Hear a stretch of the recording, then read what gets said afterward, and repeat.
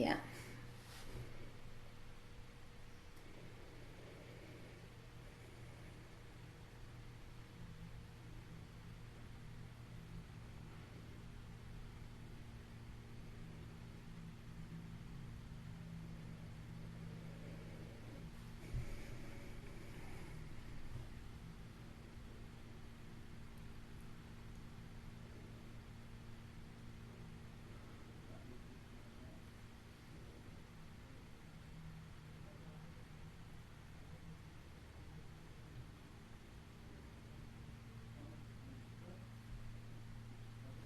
I would like to warmly welcome all of our viewers and, of course, our special guest, Christiane Seehausen. And I'm very happy that we have this opportunity to talk, although it's in quite unusual circumstances, because of course we are not seeing each other directly, but on the other way, we perhaps wouldn't have the chance to talk with such broad publicity. I will, for the very beginning, add several information, like for the technical issues.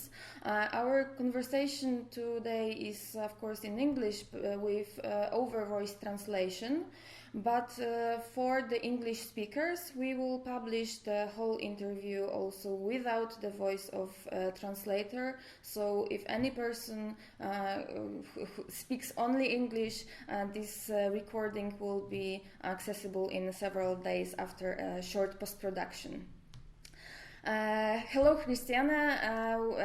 I'm sitting, of course, in Wrocław, and Christiane is connecting with us from Lillehammer.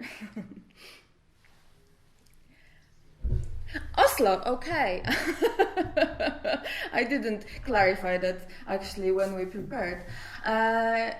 Firstly, I would like to introduce once again Christiane. Christiane is a dialogue facilitator and trainer, but also worker of Nansen Center for Dialogue and Peace, with enormous experience of working with different cultural backgrounds, working all around the world, like Nicaragua, Middle East, for example, Afghanistan and Iraq, and with huge also experience with working about the issue of refugees. In Norway, she was director for a long time of Municipal Integration Center for Refugees. But we are working, talking and meeting to talk about dialogue in war times, in times of war, in difficult contexts, in a very difficult situation. And we had an occasion to meet each other almost 2 years ago during the program Turn Off Your Ego, Listen to the Other, Get to Know the Other. We had such training in Poland with all in all 100 people who went through this training.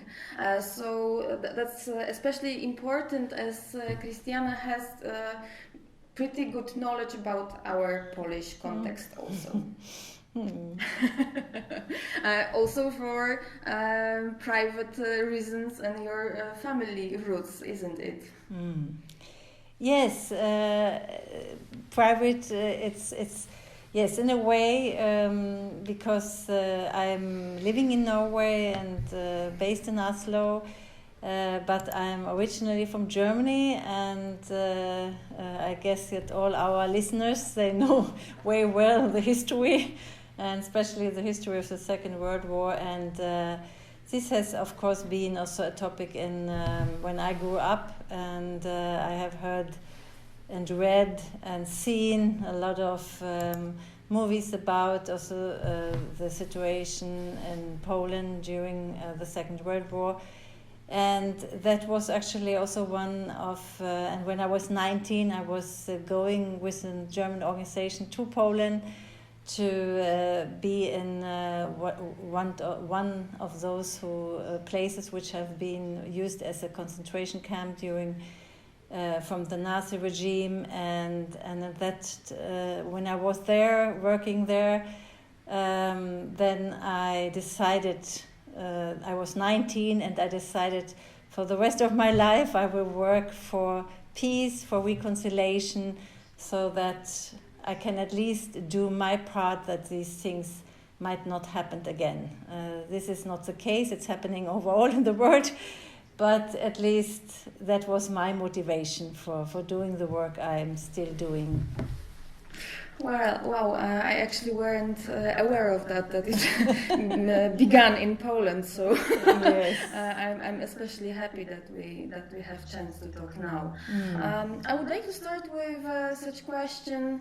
What are the limits of dialogue? What are the situations that exclude the possibility of dialoguing?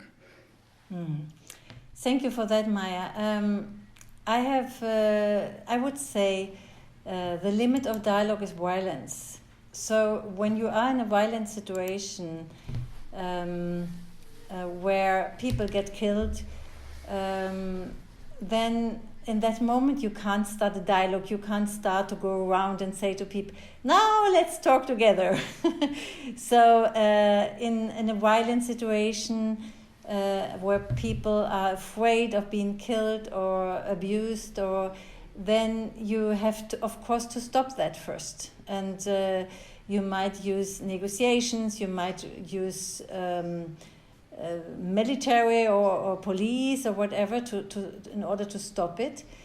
So in this situation you can't use dialogue, because there is no space for this is not safe, and it's not, there would not be any trust when people are trying to kill each other.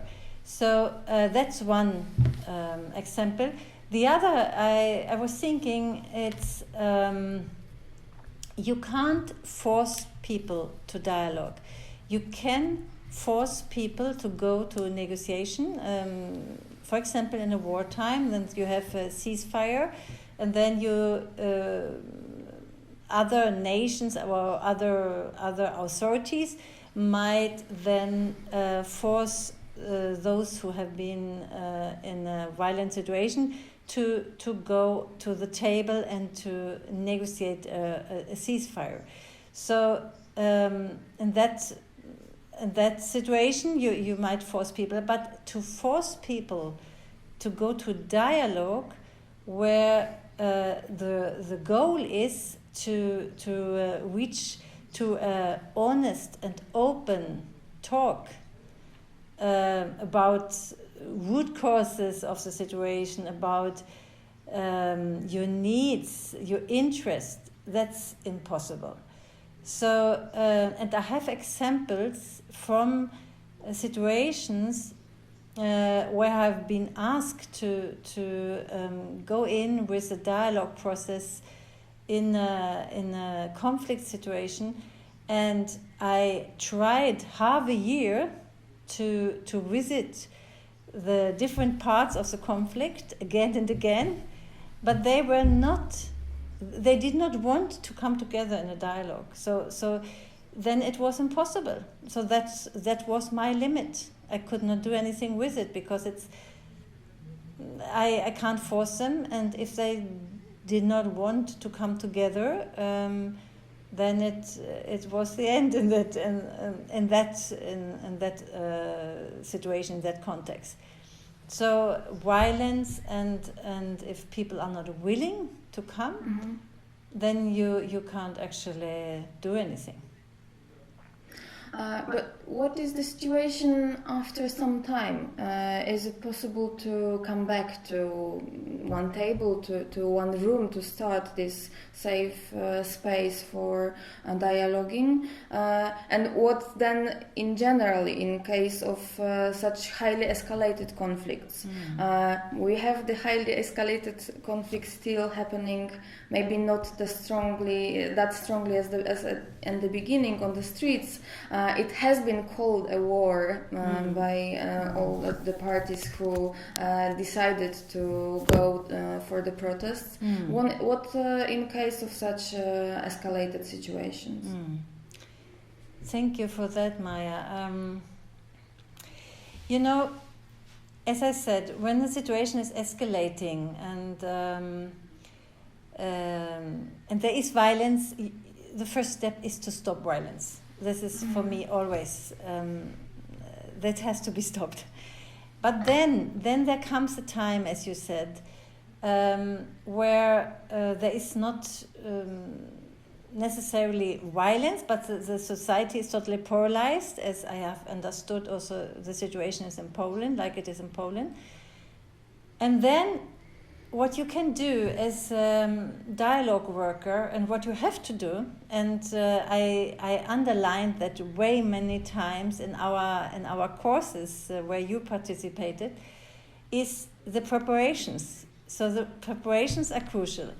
So in a situations, even it's escalated, but if violence has been stopped, but people hate each other still, and they don't want to talk with each other, and that I would say is an escalated situation if people don't want to talk with each other anymore.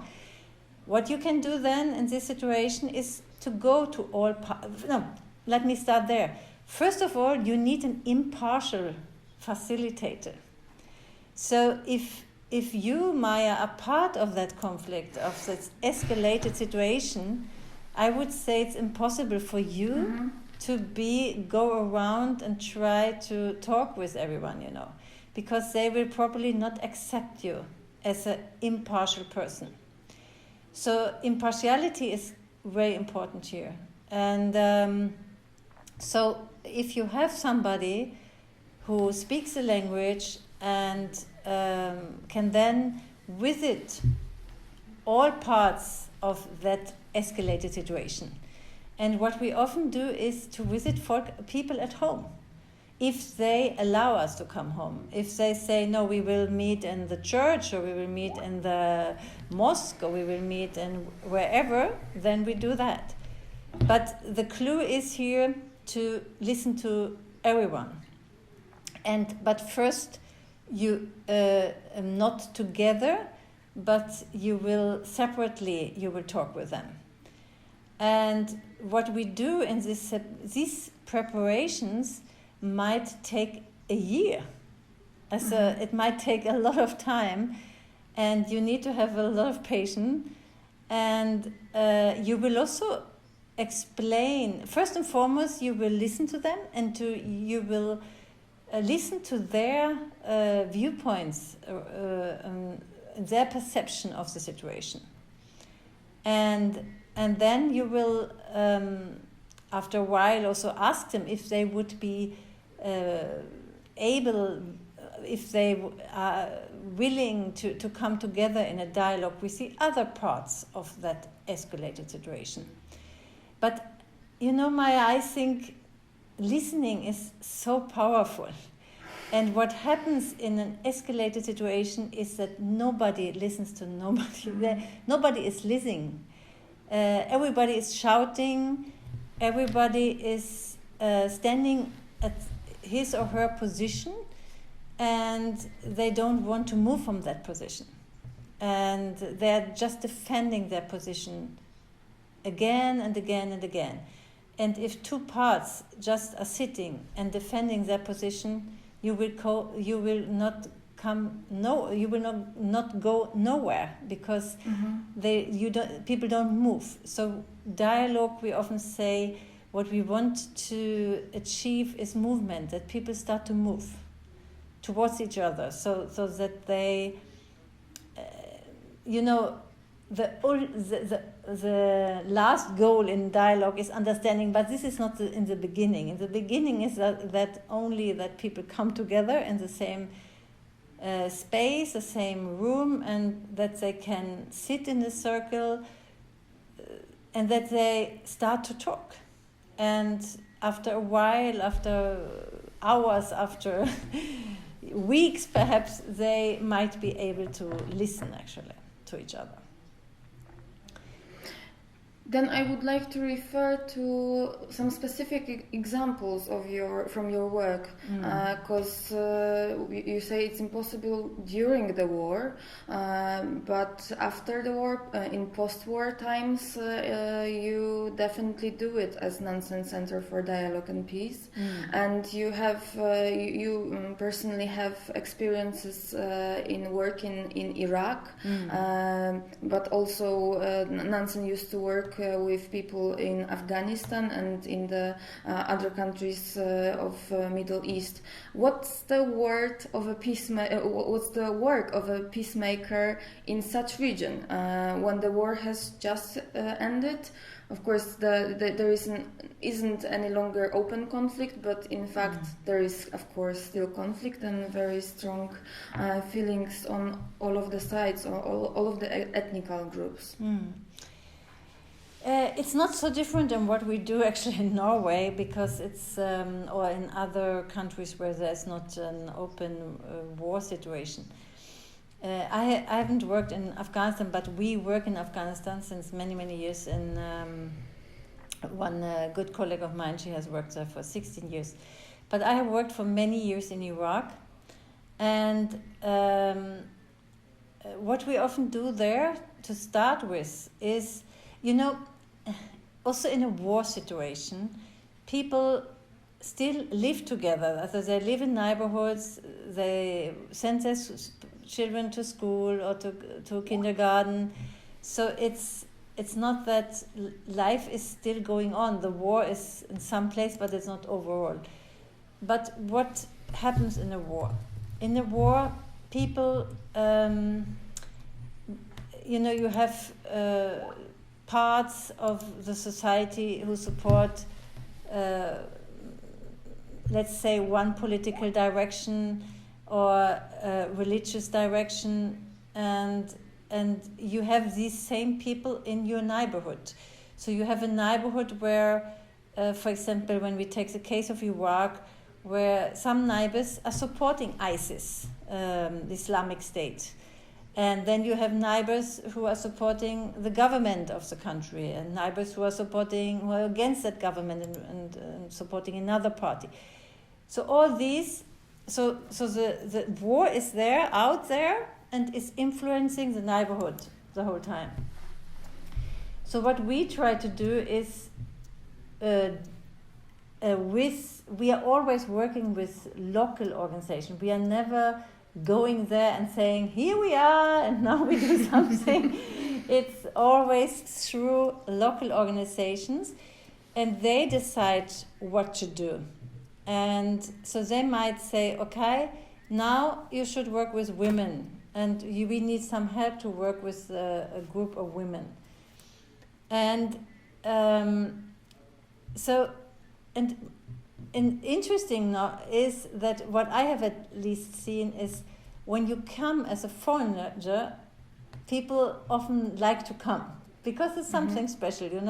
There's a crazy woman from Norway coming here, so let's come and see where she is, what she's doing.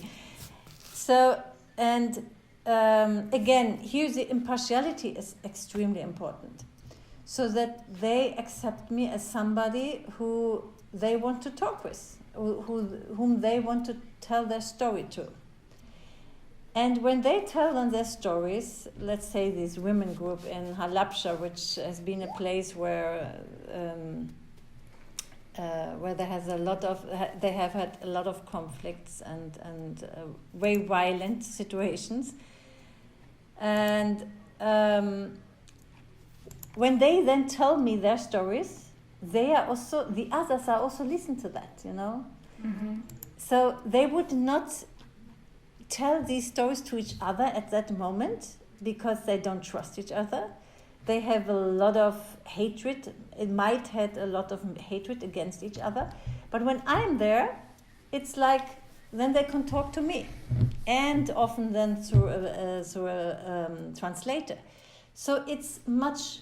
Then it's something that So the impartial facilitator who is from outside, he can open up that situation.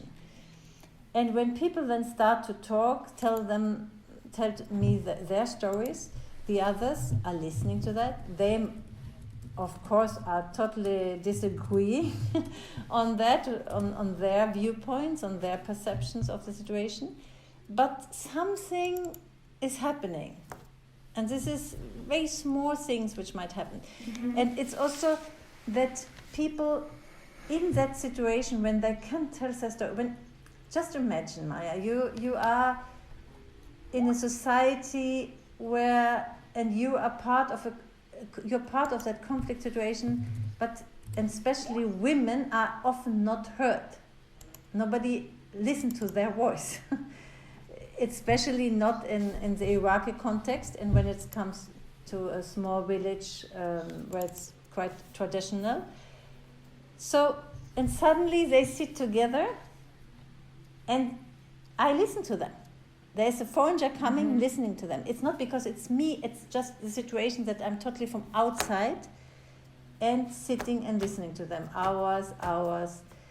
That's something which empowers these women. So they get empowered only by that, because they are so important that they feel important because somebody is listening to them.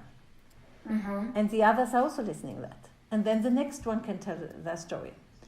So this is the way how the whole, it's the same overall in the world. So this is the way how it works, that we try to empower people who have suffered in the case of Iraq and Halabja, in many types of conflicts, family conflicts, the conflict in the country, which is violent, Islamic State, the threat from the Islamic State for many years, and so on and so on. And suddenly they can talk about that. They can put words on it. And when you talk, you also start to reflect. When you hear yourself, you also start your self-reflection. And that can be the starting point for a change, actually. And but this takes a lot of time. So dialogue is not a quick fix. It's not like, okay, 2 dialogues and then we are best friends. It's a long-term process, and you need to have a lot of time and patience if you want to see any change. Great, thanks a lot. It came to my mind because when I watched the documentary about the work of Nansen Center, there was one such sentence of Steinar that it is very important to create a space where these parallel stories can meet. Because otherwise they are going different directions, building opposition, building a wall between them, and this very unique occasion to create space where they can meet and hear each other is a breaking point pretty often. It is, and it is like we have talked before in this interview, that the first,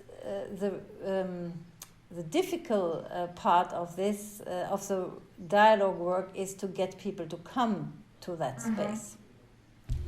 Because if you do not trust each other, like you describe it in Poland, if people don't trust each other, they will not come together. So this work, which I called the preparation work, is crucial here and takes a lot of time. We have several questions from our viewers, and I'll do my best to translate them. Even though Maciej gave me a challenge, but I will skip to that in a second. Dorota is asking about the role of facilitator. How do you work, and is it possible to work on your own integrity, and how to even judge your such impartiality and being neutral in the situation when the conflict is so difficult and emotional. So the question is about neutrality and being impartial. I think I would say it's impossible to be neutral. I can't be neutral because just when I enter a room, people look at me, how I'm dressed, how I'm walking, how old I am, and whatever. They will put me in a kind of box, you know. So I'm not neutral anymore. They will think, oh, what she's saying and the way she's saying things, she might be educated. The way she is answering on some question, she is perhaps on the left side politically and so on. So I'm not neutral anymore. They have put me in a kind of box. So therefore we use the term impartiality. But newly in the last courses we even have used the term multipartiality, because actually a facilitator has to be with all parts. We have to be, we are there for all of them. We are not even impartial, we are multipartial. We take care of all parts in the conflict. So the question, how can I know that I am multipartial? That's something you have to think through. So if I am asked to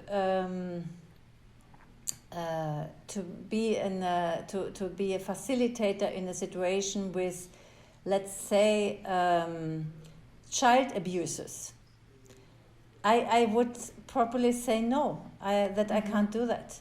Because I'm a mother of 3, I'm a grandmother of a small baby. I think I can't be multipartial in that situation, sitting there with, for example, some people who have abused child and listening to their stories. I think I would not be able to stay there, could stay there and be a good facilitator for the whole dialogue group. So you have to be very conscious about your own values and reflect on what am I able to do and what can I not do when it comes to facilitation, because you have to be there for all of them. And if one part in the facilitation room feels that perhaps you are just moving a little bit with your head when they talk, they might interpret that you don't like them, or you are not following their part of their stories, or you are not accepting their stories or respecting their stories. Then you are done as a facilitator, I would say. So it's, you really have to be self-reflective in your preparations to see, can I really facilitate this situation? And that's also, therefore, in your training, I think I said many times that, of course, when you are Polish, you can facilitate in the Polish context, but you need, it's also another thing. One thing is your self-reflection. Can I do this? Will I be able to stay impartial? The other thing is if the group respects you as an impartial person. Mm-hmm. If you are asked to facilitate in the Polish context and you ask all parts of the conflict, would you accept me as an impartial person after a facilitator, after all the preparation rounds? And they say, yes, Maja, we know where you stand, but we think you can do a good job for that. Then you can go ahead and do it. So it's both the group and yourself, what you feel you are able to do and what is comfortable for you, and that you can stay impartial the whole time. Great, thank you a lot. I would try now to translate question of Maciej Jonek. He is asking how to encourage to dialogue people whom they called partisans. Partisans were like guerrilla, parts of guerrilla, who decided not to not to participate in a conflict directly, but in a way they take an effort to make it difficult for the others, the other actors of the conflict, or distancing them from the conflict, even though the solution, the final effect of what will appear at the end of the conflict will directly touch them. So what was the question? How to encourage such people whom he defines as partisans. So people who actively try to influence others. Influence the sides, but in a way that they are disturbing in this. Well, I guess he's referring to our situation in Poland, so they would try to influence the protesters to stop them.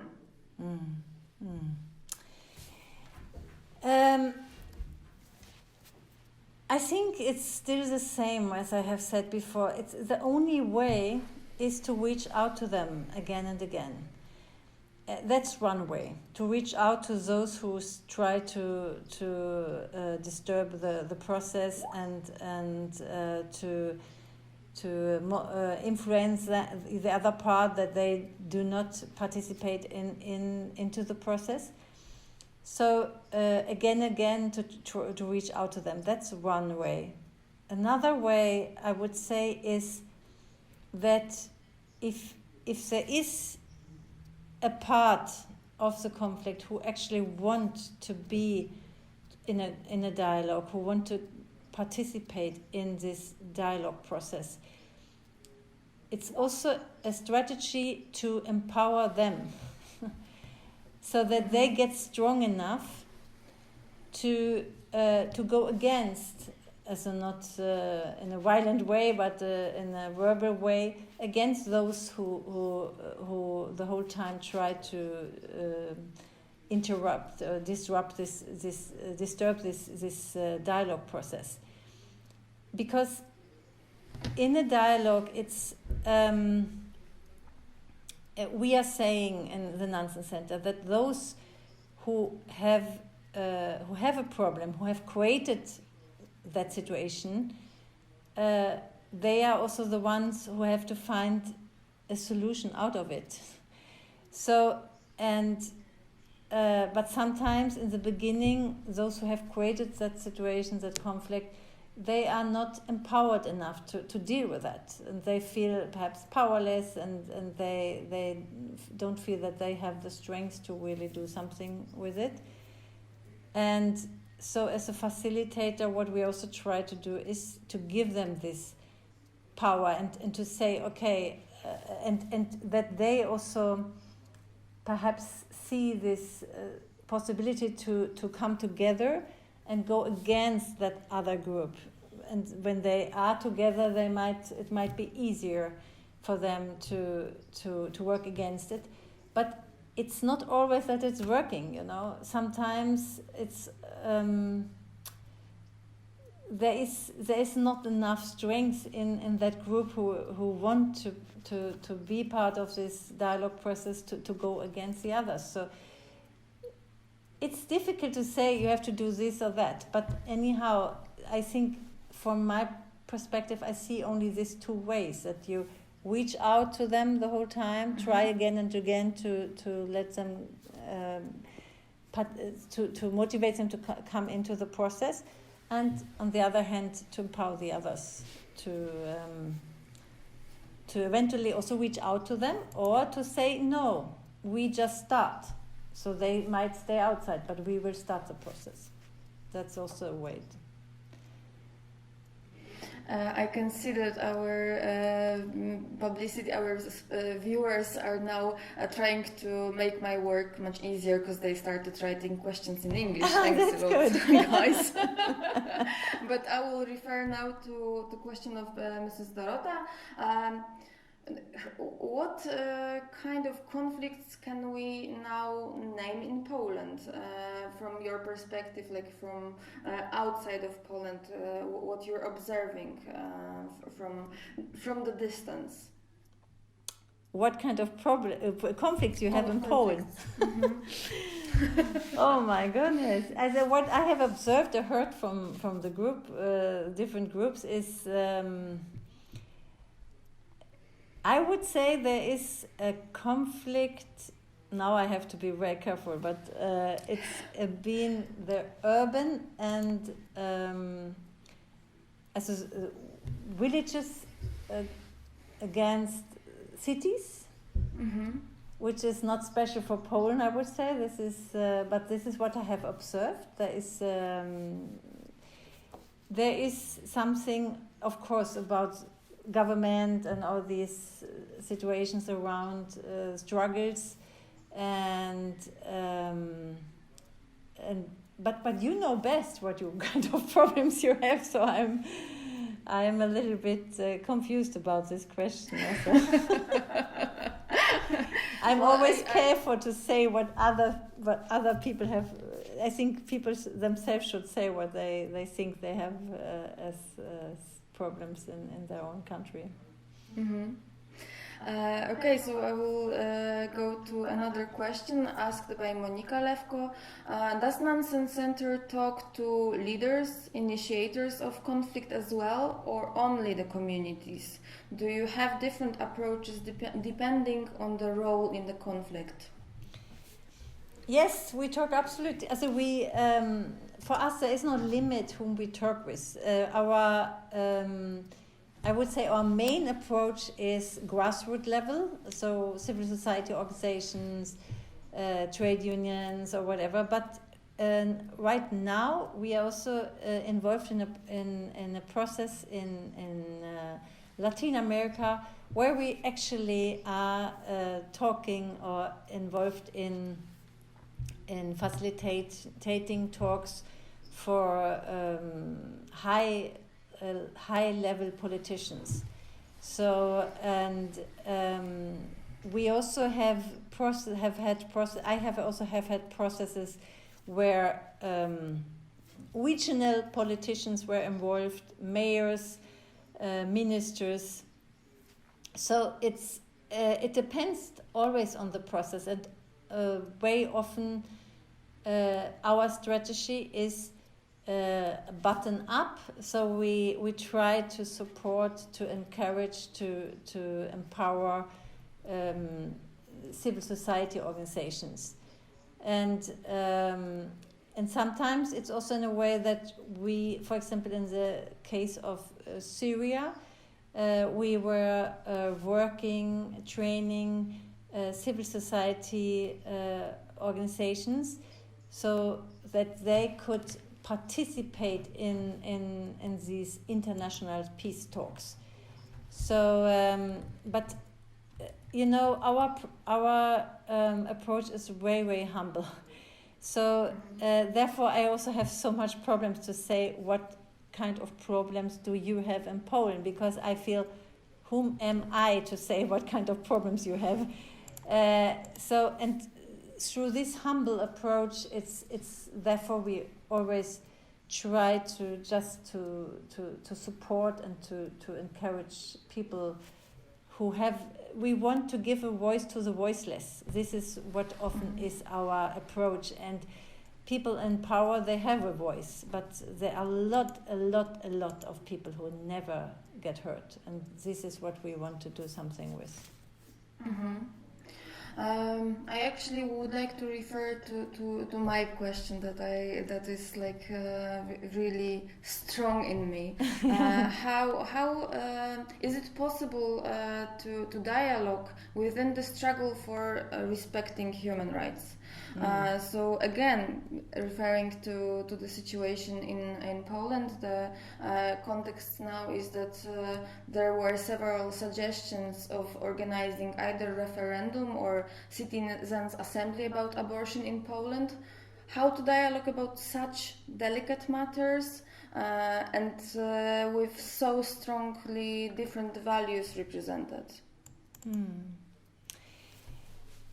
You know, Maja, I think you can have a dialogue about whatever it is, as far as people are willing to talk about that. And then for me, the most important human right when it comes to dialogue is the right to speak, to speak out, to say what you think, to reflect, to express your thoughts, to explain your viewpoints. I think this is a very important human right, and in dialogue we give that space. And if the matter is very delicate, then of course you have to be very careful as a facilitator, but also, my experience is you can ask a lot of questions to people. If they feel respected, if they feel I respect them, the way how they present themselves, then people are open to answer many questions. And I have talked about things like religion, sexuality, and people answer actually. But if they do not feel respected, if they have just a slight feeling of that you are judging them, then they will shut down and they will not talk anymore. So I think it's possible to have dialogues about whatever actually, but it's depends always on it depends on very much on the facilitator and the approach the facilitator has, and it depends also on preparations, so that people who come to the dialogue room, that they are sure that you as a facilitator will maintain a safe and trustful space during the whole process, and therefore they are there, therefore they trust you, and then you as a facilitator has to stay in that. Mm-hmm. And that can be challenging many times. Yes. Well, I guess it's always challenging. Yes, it is. Otherwise, it wouldn't be dialogue. Yes, because it's true. Extremely difficult and quite often touching your own inner borders, inner zones and spheres that you actually wouldn't like to touch. Yeah. We have plenty of actually very interesting questions coming up. Mrs. Anna Matczak is asking, would you agree that dialogue depends on social, political and cultural conditions? Meaning that there are some societies that are culturally more equipped to initiate and participate in dialogues, or dialogue is something that we can always teach people in any given context. Very interesting. I got the same question in the morning. I had a workshop with a group of students. I think I haven't visited the whole world. I have visited some countries, and I think it's the same problem overall. There is no country which is more dialogical than others. Mm-hmm. I think dialogue is missing overall, and I would say in those places I have been, there is a culture for debate and discussions, and a kind of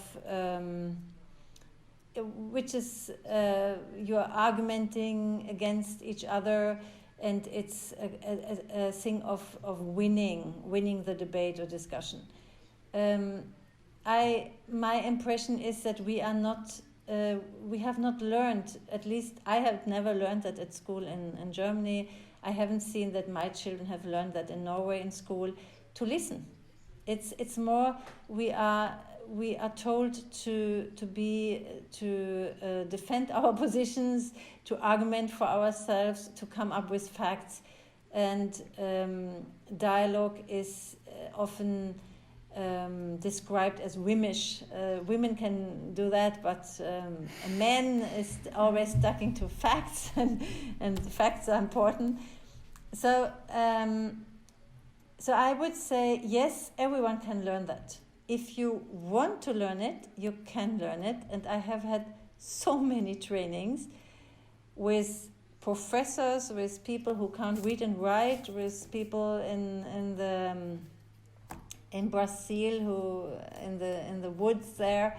It's people can learn that if they want to learn it, if they're open enough to learn it, because it's changing, it's challenging, and then it will change you, because it's about listening and asking good questions, dialogue, and this is something we can learn. And some people will learn it easier, and others will struggle more with that. But I'm convinced that everyone can learn it as far as they want to learn it, and that's the motivation has to be there. We have another question. This one is from Ola Kuzminska. You said that one of the things which makes dialogue impossible is violence. What do you think about very strong voice from one of the sides? It is a war, it is a violence, as a reaction for government's decision, not actual violence understood as threatening people by guns and a fist. Do you see this as a voice of voiceless, way of expressing themselves, right to express, which should be listened, or was it a block for dialogue? If I understood the question right,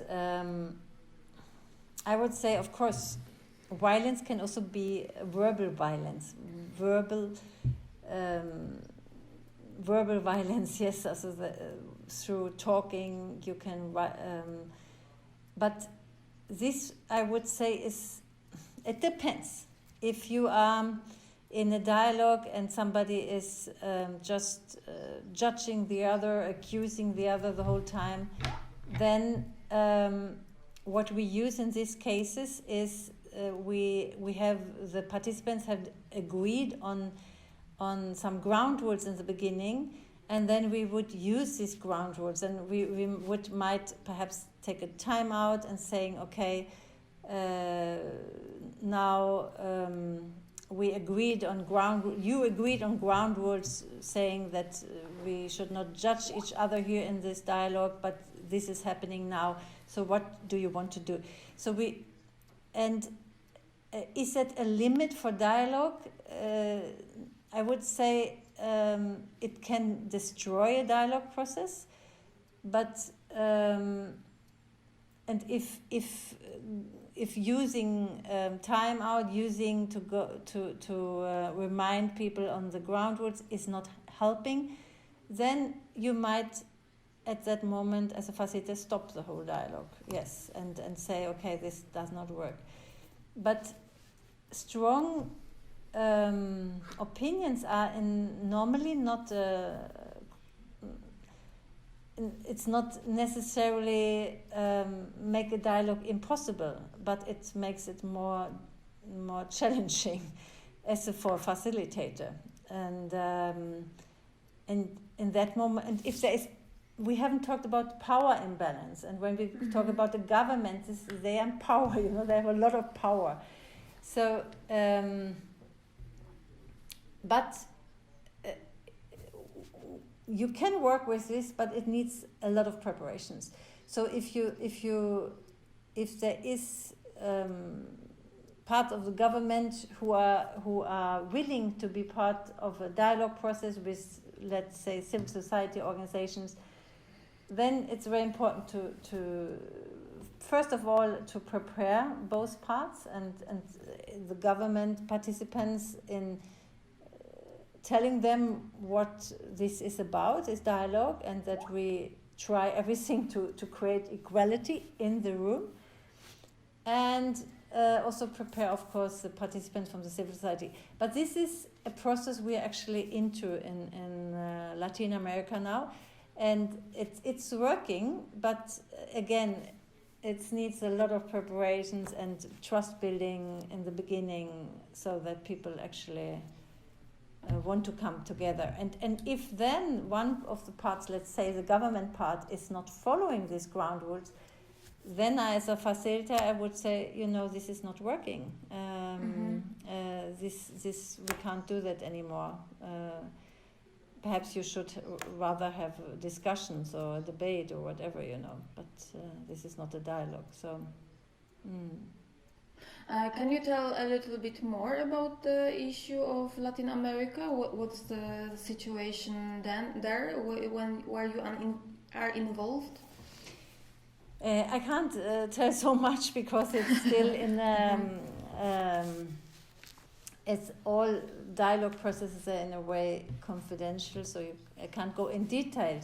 But the thing is that this is on a high level, political level, and with civil society organizations, and there has been a lot of huge societal conflicts in that country. So it's actually, you can compare it a little bit with Poland. The content of these conflicts are different, but it's also, it has been both violent demonstrations and things and so on. So it's and there we could see that it's actually possible to do something.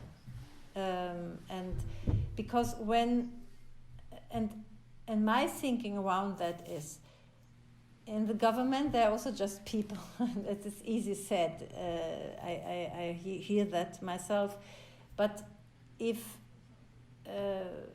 those parties who are governing a country see that the situation is not, that the population, there's so much anger. I think that there might come a time when even those who are in power will perhaps see that it's necessary to come together and to talk with each other. It might take a lot of time before that happens, but I think there can come a time where that is possible. And this is what we have seen in that case in Latin America. But that here we talk about a long process. It's not just, okay, now we come together and talk. Maciej Jonek would like to follow up his previous question. Let's say you have three parties engaged in a conflict, two decide to enter a dialogue and one does not. We know that the one will influence the outcome of the conflict, yet choose not to talk. How to talk with these willing when they face unpredictability of those unwilling? How to talk with this elephant in the room?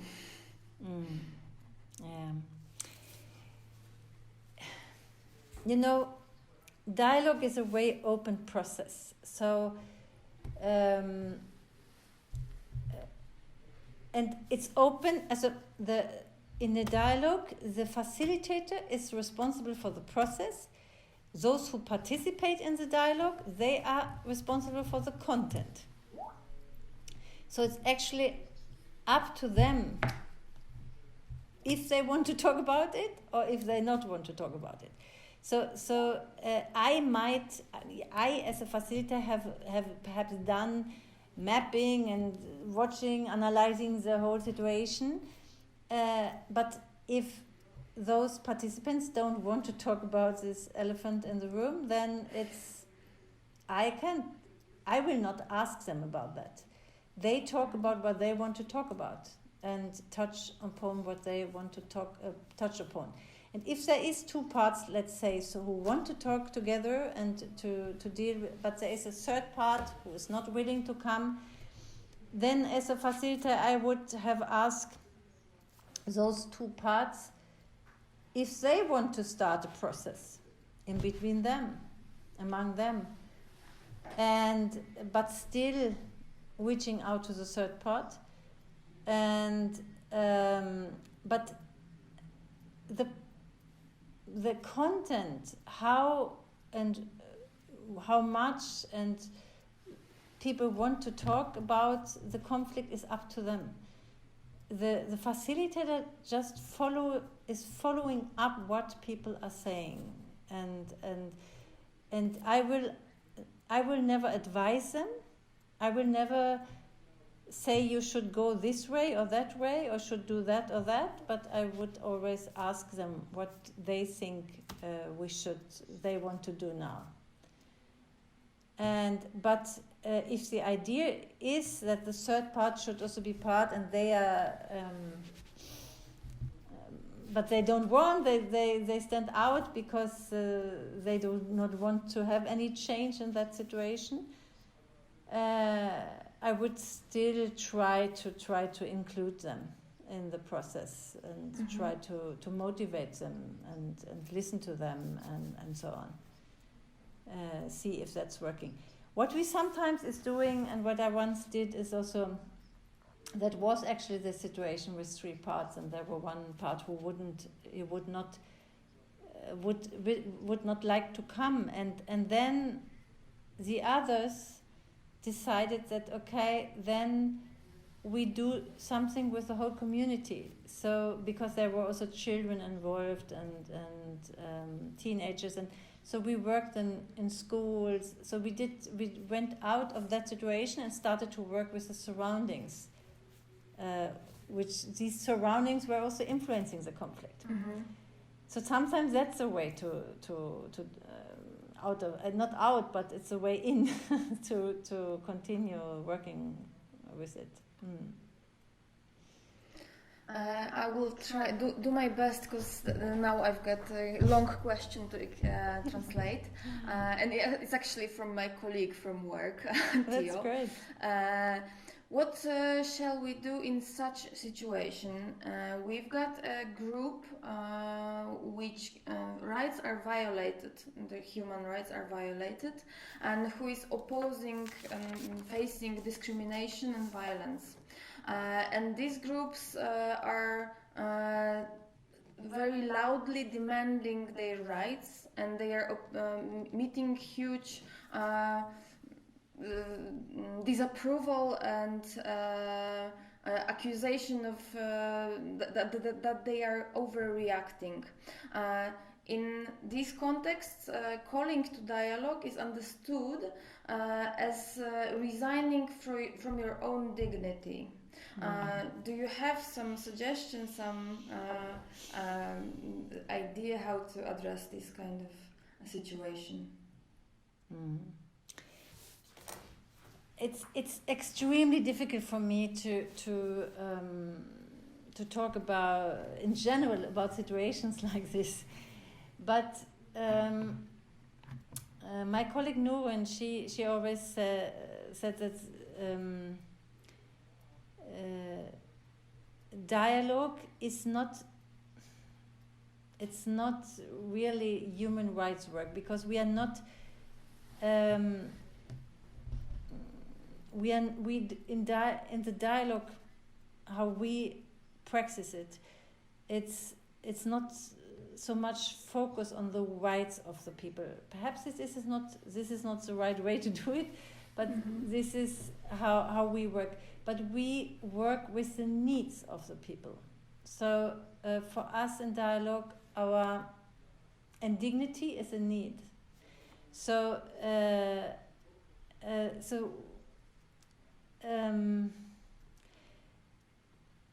because I don't understand me in that way, I have anything against human rights. It's extremely important, and but when in a dialogue we try rather to help people to express their needs. So what do you need? And in this transforming process in a conflict, we often stuck in our position, and but behind that position there are some needs, there are some interest and needs. This is what we try to focus on, and of course there might be things in the structure of the society which makes it impossible that their needs are met. So, and this is also something we try to figure out through a dialogue. So we try actually to work on many levels: the personal level, the structural level, the cultural level, and also the relational level. So in this dialogue is a transforming process, a change process, and then we try to help people to address all these levels. So, and in this case, where their human rights are violated, I think the only thing I can say about that is that I would help them to express that in front of the others, that they can actually say something around that, and the others have to listen to them. This is I think listening is very powerful, and especially when somebody has to listen to you, even for that other part, it's quite.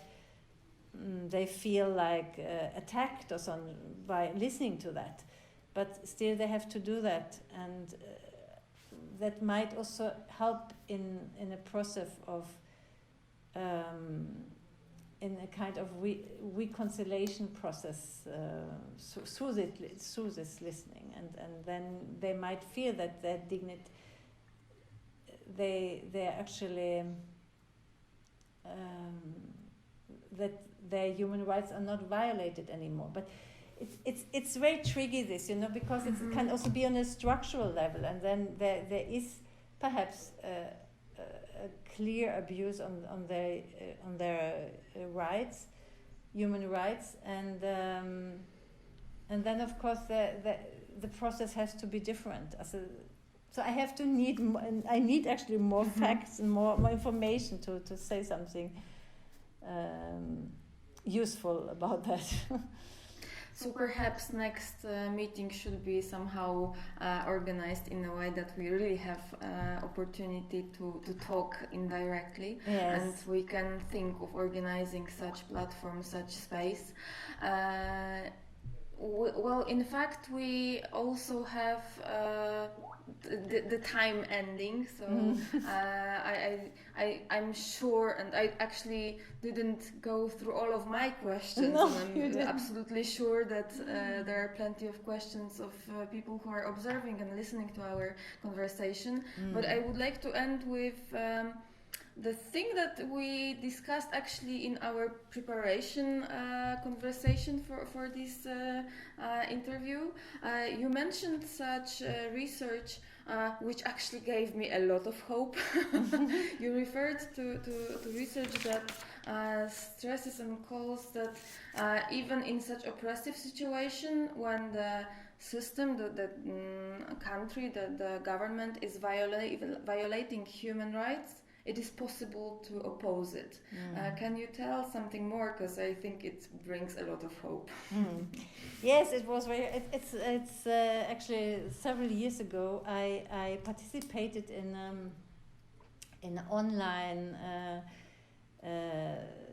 online study, and there was a professor or several professors from, I think it was from the US. It was also a peace organization who had this online study, and they referred to a study they had done in several countries, and they went statistically into that and found out that if in a community, let's say you have a community of 5,000 people or 10,000, if there's 5% of them who together go against the current government or working for a change in a positive change in their society and that community of these 10,000 people, then it will actually happen. So so they found out, but then it has to be 5% of that number of population, and they had evidence for that. That was very interesting. I couldn't believe it, but they came up with different cases in different countries where that actually happened. But then you can say 5% is not much. It's quite a lot because they have to be in that process at the same time. So it has to happen in the same, that all these 5% in the same time are doing certain actions for reaching out to for getting a change in the current situation. But I think also it's very hopeful. So there is, I always believe there is hope for change, and I also believe that, as I said previously, that even in the situation in Poland or other difficult situations, there might come a time where also people in power see that it's necessary to actually be in contact with their population, so change is possible. And I believe very much in this bottom-up approach, because I think there is a lot of power in us people who are working, who are trying, and who are trying to reach out to people. And dialogue is one of these methods, I would say, can help us, because as Maja knows, that we are also working with this public dialogue. We are not only working on conflict-based dialogue, but public dialogues where you bring people together to talk about a topic in a community, and so that they all can express themselves. And these talks might end up that 5% in the end go together and do something together and have a coordinated action to make a positive change. So I would say dialogue is a very powerful tool for also preparing for coordinated actions. And I would like to make it the last sentence of our conversation, because that's a very powerful sentence. And thanks a lot for your presence. Thanks a lot for your time. I really hope that we will have opportunity to meet again and continue, maybe inviting our spectators to ask the questions indirectly. That would be very, very nice, and I hope that Corona allows us to do that very soon. Thank you so much, Maja. Thank you. Bye-bye. Bye.